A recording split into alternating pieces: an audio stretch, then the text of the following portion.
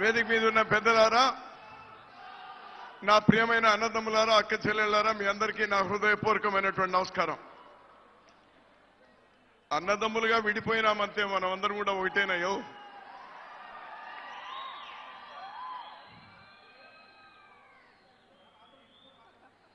అన్నదమ్ములు విడిపోయినా తల్లిదండ్రుల దగ్గర మనమిద్దరూ సమానమైనటువంటి బిడ్డలే. రాష్ట్రం విభజన జరిగినప్పుడు పెద్దలు సోనియా గాంధీ గారు, రాహుల్ గాంధీ గారు రెండు రాష్ట్రాలు ఈ దేశంలోనే తలమానికంగా ఉండేటువంటి విధంగా ఆనాడు మన్మోహన్ సింగ్ గారితో హామీలు ఇప్పించడమే కాకుండా, కేబినెట్ నిర్ణయాలు చేయడమే కాకుండా పార్లమెంట్లో చట్టాలు కూడా చేసినారు. దురదృష్టం ఏమంటే రెండు రాష్ట్ర ప్రభుత్వాలు కూడా మోడీ గారికి ఊడిగం చేయడమే సరిపోతా ఉంది, కానీ రాష్ట్ర ప్రయోజనాలను పరిరక్షించడంలో వాళ్ళు రాష్ట్ర ప్రయోజనాలను తాకట్టు పెట్టినారు. ఇదేమాత్రం క్షంతవ్యం కాదు. ఇక్కడ ఈ ప్రాంతంలో భిక్షపతి యాదవ్ గారు ఉన్నటువంటి ఈ ప్రాంతంలో చాలా మంది ఆంధ్రులు ఇక్కడ ఉన్నారు.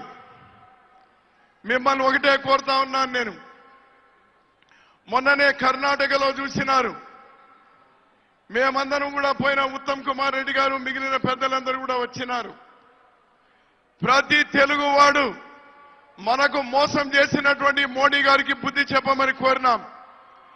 తెలుగు మాట్లాడేటువంటి ప్రతి నియోజకవర్గంలో కర్ణాటకలో బీజేపీను మట్టి కనిపించినారు, కాంగ్రెస్ పార్టీను గెలిపించినారు అనేటువంటి సందర్భంగా గుర్తుకు తెస్తా ఉన్నా.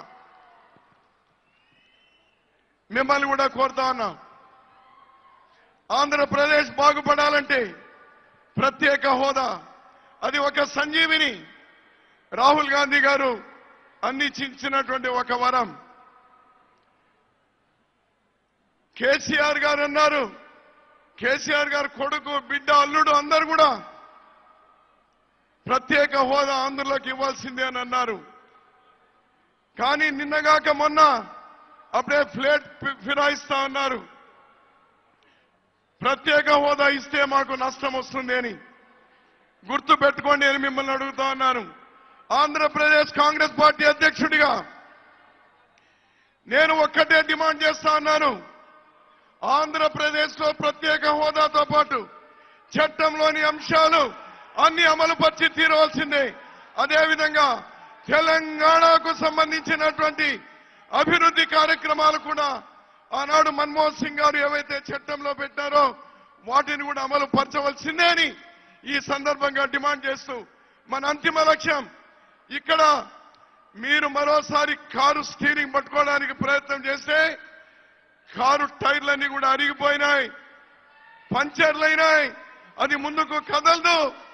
ఒక్కటే మీరు కానీ మేము కానీ హస్తం గుర్తు ఒక్కటే మనకు శరణ్యం. రాహుల్ గాంధీ గారు ప్రధానమంత్రి అయితేనే అటు తెలంగాణ కానీ అటు ఆంధ్రప్రదేశ్ కానీ న్యాయం జరుగుతుంది. 2019 ఆగస్టు 15వ తేదీ ఎర్రకోట మీద జాతీయ జెండాను మనవాడు, మన నాయకుడు రాహుల్ గాంధీ గారు జాతీయ జెండా ఎగురవేయడానికి అందరూ తయారు కావాలని కోరుతున్నా. జై కాంగ్రెస్. ఇప్పుడు దయచేసి వర్షం పడే అవకాశం ఉంది కాబట్టి ముందుగా రాహుల్ గాంధీ గారు మాట్లాడతారు, ఆ తర్వాత ఇతర వక్తలు మాట్లాడతారు మనం చేస్తూ